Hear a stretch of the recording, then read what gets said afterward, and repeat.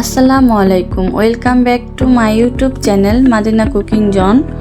আজ আমি আপনাদের সাথে শেয়ার করব লাউ শাক, সিম, আলু দিয়ে কিভাবে ভাজি করতে হয় এই রেসিপিটি আমি বাসায় যেভাবে রান্না করে থাকি ঠিক সেইভাবেই এই লাউ শাকের ভাজিটা আপনাদের আমি তৈরি করে দেখাবো। আশা করি আপনাদের ভালো লাগবে। আমি এই লাউ শাক ভাজিটা খেতে ভীষণ পছন্দ করি এবং হেলদিকর এই লাউ শাক ভাজিটা। এই লাউ শাক ভাজিটা এমন কেউ নেই যে কারো পছন্দ নয়। এই শীতের সময় তো সিম, আলু, লাউ শাক দিয়ে ভাজি করলে অনেক ভাত খাওয়া যায়। দুপুরে গরম ভাতের সাথে কিন্তু এই লাউ শাক ভাজিটা খেতে ভীষণ মজার। তাহলে চলুন কথা না বাড়িয়ে এই লাউ শাক ভাজিটা আমি তৈরি করে নিই। প্রথমে একটা প্যান বসিয়ে দিলাম। এখন এর মধ্যে দিয়ে দিব সিম আলুটা আমি কেটে ধুয়ে পরিষ্কার করে নিয়েছি। এর মধ্যে দিয়ে দিব লাউ শাকটা আমি কেটে ধুয়ে পরিষ্কার করে নিয়েছি। এখন আমি এগুলো একটু জাতা দিয়ে দিব হাত দিয়ে। এরপর এর মধ্যে দিয়ে দিব পরিমাণ মতো লবণ, দিয়ে দিব পরিমাণ মতো পানিটা একটু কমই দিব। আমি এখানে হাফ কাপ পানি দিয়েছি। দিয়ে দিব 4-5টা কাঁচামরিচ। আমি দেখে রান্না করতে করতে ওদিকে আমার মেয়ে উঠে গিয়েছে, এর জন্য আমার কিছু ভিডিও কাটা গেছে। এখানে কিন্তু আমি দিয়েছি পেঁয়াজ কুচি এবং 1 টেবিল চামচ আদা রসুন বাটা দিয়ে আমি কিন্তু ঢাকনা দিয়ে সিদ্ধ করতে বসিয়ে দিয়েছিলাম। এখন আমি কিন্তু ঢাকনাটা উঠিয়ে একটু নাড়াচাড়া দিয়ে মিশিয়ে দিচ্ছি। ছোট বাচ্চা বাসায় থাকলে যা আর কি হয় এরকমই হয়েছে আমার সাথে। এখন আমি ঢাকনা দিয়ে আর একটু ভালো করে সিদ্ধ করে নেব যাতে ডাঁটিগুলো আর আলুটা সিদ্ধ হয়ে যায়। এই তো ঢাকনাটা উঠিয়ে নিলাম। কত সুন্দর আমার ডাঁটিটা এবং আলুটাও সুন্দর করে সিদ্ধ হয়ে গিয়েছে। দেখতে পাচ্ছেন কত সুন্দর হয়েছে। পানিটাও শুকিয়ে আসছে, তারপরও একটু কিছু পানি রয়েছে এখানে। এই পানিটাও আমি ভালো করে শুকিয়ে নিব। এই তো দেখতে পাচ্ছেন আমার আলুটাও সিদ্ধ হয়ে গিয়েছে। এখন আর আমি ঢাকনা দিয়ে ঢাকবো না, এভাবেই শাকের পানিটা শুকিয়ে নিব। কেননা শাকের পানিটা যদি ঝরিয়ে ফালিয়ে দেন তাহলে কিন্তু শাকের পুষ্টি এবং গুণাগুণ দুটোটাই চলে যাবে। তাই শাকের পানিটা ভালো করে শুকিয়ে নেবেন। এই তো দেখতেই পাচ্ছেন আমার শাকের পানিটা কত সুন্দর করে শাকের সাথে শুকিয়ে গেল। এখন আমি শাকটাকে বাগার করে নেব।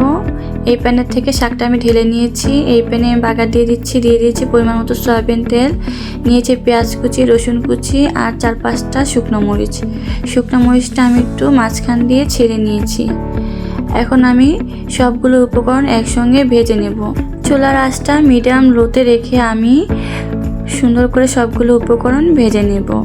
এই তো দেখতেই পাচ্ছেন আমার মেয়ে আমার কোলে থেকেই দুষ্টমানি শুরু করে দিয়েছে।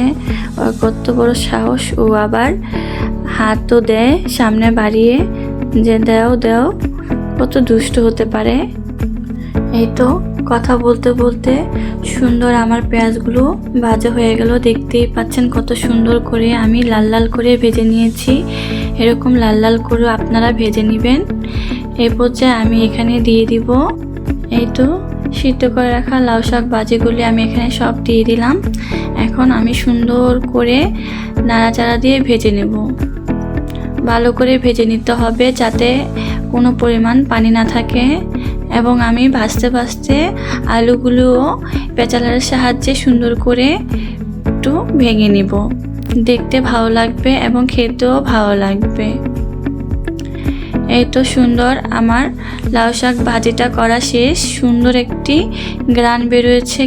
নিজের রান্নার প্রশংসা নিজের করতে হয় না, কি আর বলবো, তাই আর কিছু বললাম না। এই তো কথা বলতে বলতে সুন্দর লাউ শাক ভাজিটা হয়ে গেল। এখন এটাকে আমি সুন্দর করে পরিবেশন করে নেব। এই তো পরিবেশনও করে নিলাম। মাশাআল্লাহ, দেখতে কত সুন্দর হয়েছে, খেতেও ভীষণ মজার হয়েছে এই লাউ শাক ভাজিটা। আমার এই রেসিপিটি ফলো করে বাসায় তৈরি করে খেয়ে দেখবেন, আশা করি আপনাদের ভালো লাগবে। এই লাউ শাক ভাজিটা এমন কেউ নেই যে তার পছন্দ না। আমি জানি সচরাচর সবাই, বেশিরভাগ মানুষই এই লাউ শাক ভাজিটা এভাবে তৈরি করে খেয়ে থাকে, তাই আজ আমি আপনাদের সাথে শেয়ার করলাম।